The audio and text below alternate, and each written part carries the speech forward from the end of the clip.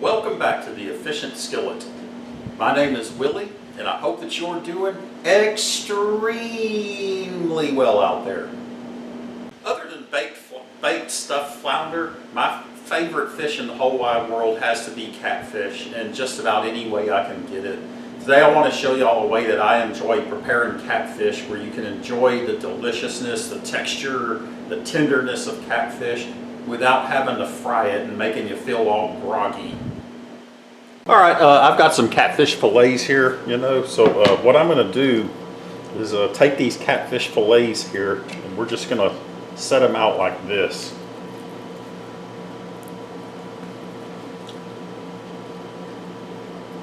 I'm going to go with 4. Okay, so you got your cat. Now you can lay out however many you want to, okay? I got 4 because I'm sort of alone tonight. Angel's at work right now, so anyway, lay out your catfish, and then take this seasoning right here, Old Bay. This is really good season. It's been around for a long time, since the 60s they've been making this stuff. I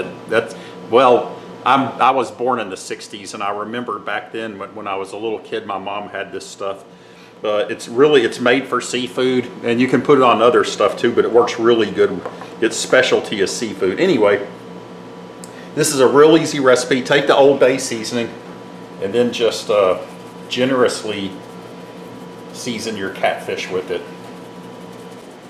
All right, as y'all can see, I've generously seasoned the catfish. What we want to do now is turn it over to the other side, and let's do it again.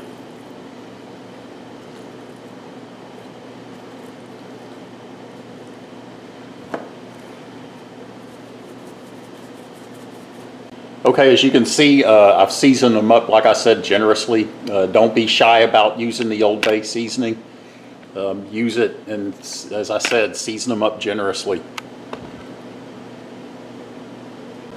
Okay, the next thing we're going to do is we're going to put a little bit of extra virgin olive oil in our skillet. I've turned the skillet on to 225 degrees. We're going to cook this catfish at a very low temperature. As always, I recommend the California Olive Ranch extra virgin olive oil. It's the very best you can get. HEB still isn't carrying it, but alas, I continue to state my cause.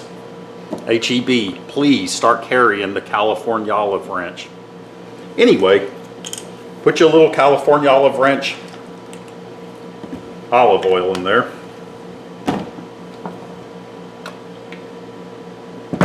And then just lay your fillets inside your pan here.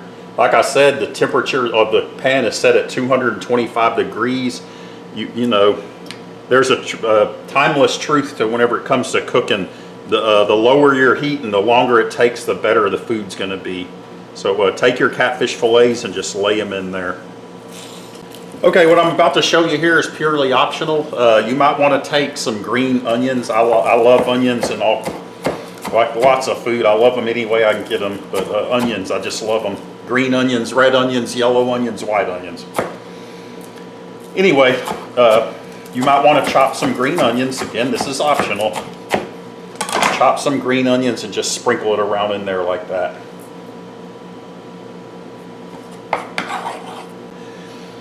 Another option is, in addition to the onions, you might want to take some fresh parsley.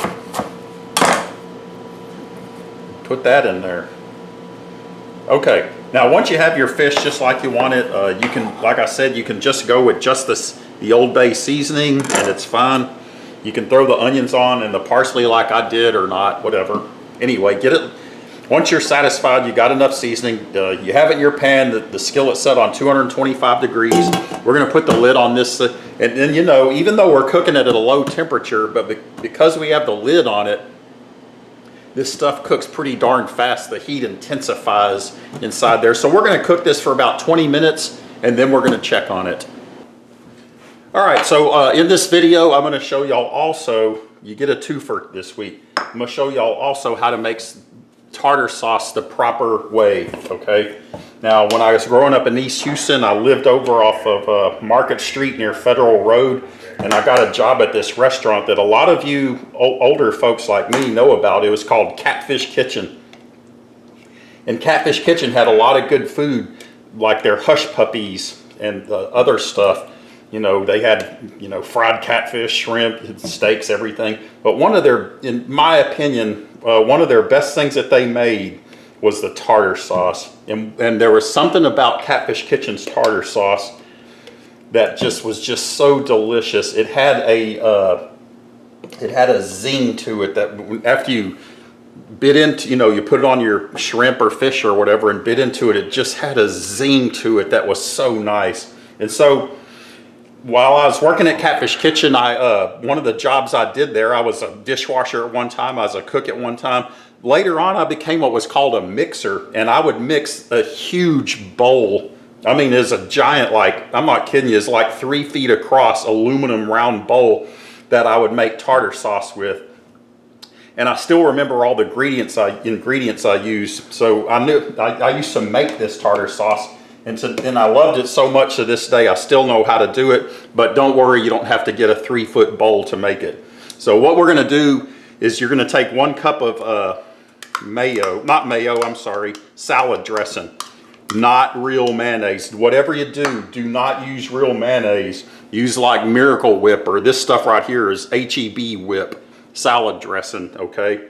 If you use real mayonnaise, which I love real mayonnaise, but if you use real mayonnaise, it will not be right.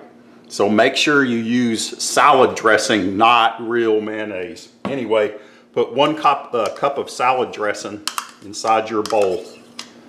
Next, we're gonna take 3 thick slices of yellow onion and we're gonna dice them. And you know, I like it, when it comes to tartar sauce, I like for it to be kind of chunky. That's one of the cool things about it.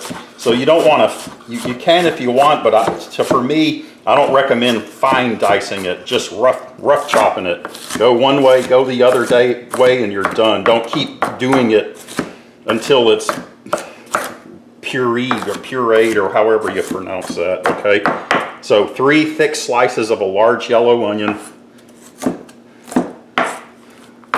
Put it in. Okay, the next ingredients is going to be, this is very important, dill relish. Do not use sweet relish. Use dill relish made from dill pickles, okay?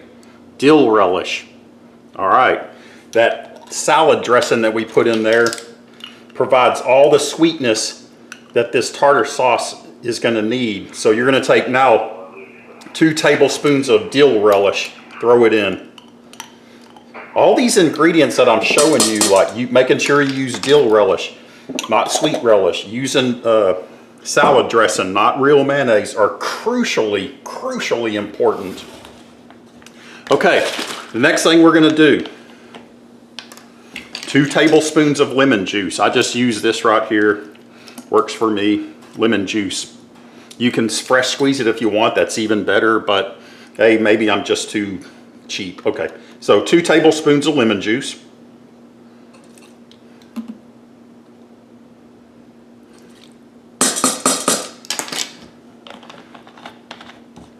And then lastly, and this is so important, this next ingredient that I'm about to show you is this hidden secret that really gives the zing to this tartar sauce. We're going to add 1 tablespoon of horseradish.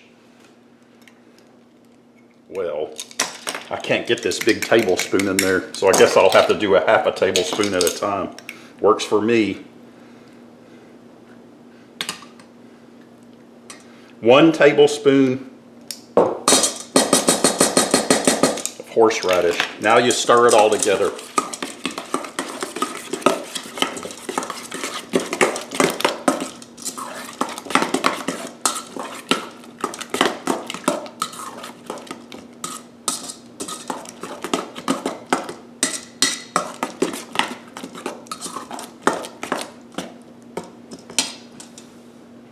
And there you go.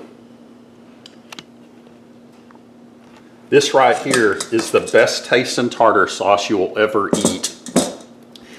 That was one of the things I just loved about Catfish Kitchen when I worked there, was that tartar sauce. It was so good. And I'm thankful to God that I got to be one of the people that was later got to make it, because man, I just love tartar sauce on my fish.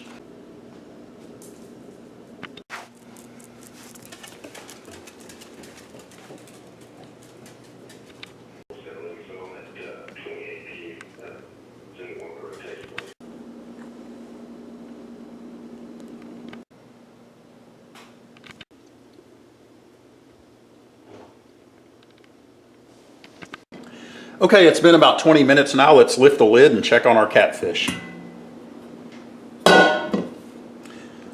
It's now when it comes to catfish, you can tell real easy if it's done by it. If you just take your flipper and just stab it, if it just breaks, it just goes right through and tears apart, you know it's done. If it doesn't, then well, we got to give it longer.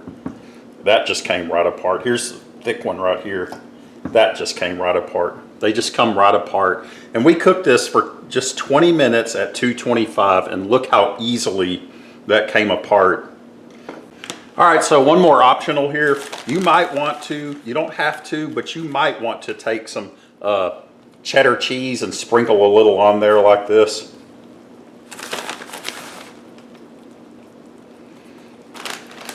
And then, in addition to that, you might want to take a little bit of mozzarella cheese and put it on there. And folks, don't get me wrong, man, nobody loves fried catfish more than me. Fried tilapia, fried catfish, I especially love fried oysters. That's almost holy to me, fried oysters, but anyway. But I'm getting old now, you know, I'm 54 and I can't be consuming fried stuff all the time. This right here is a good alternative to fried. It doesn't make, when you eat fried stuff, it makes you feel all groggy afterwards, lethargic and sluggish. With this right here, you can cook your catfish this way. Again, the cheese is optional. And after you eat it, you won't feel so lethargic and sluggish like if you just pigged out on fried catfish. Anyway, I'm gonna increase our heat to 250 to melt this cheese, and then we're gonna put the lid back on and just give it about 5 more minutes just to melt our cheese down nicely. Okay, it's been about 5 minutes now, so let's lift our lid and see what we got. And there you go.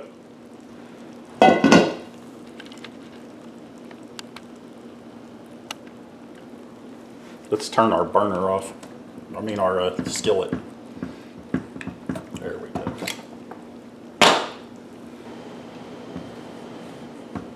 As you can see, the catfish just lifts right off the bottom, no problem.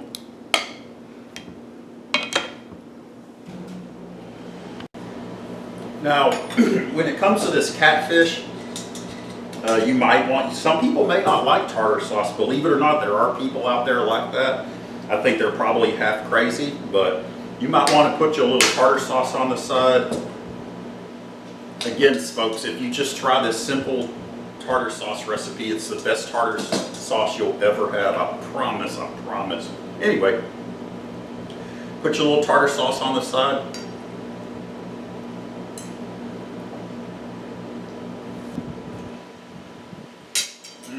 Man.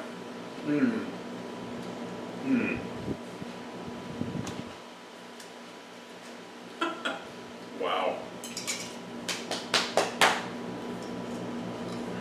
Folks, that's why I love catfish. I mean, it's just so delicious.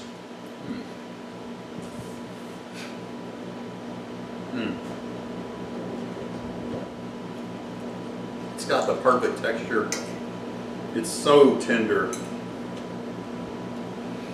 It doesn't really taste fishy. It's just, it's so godly and perfect.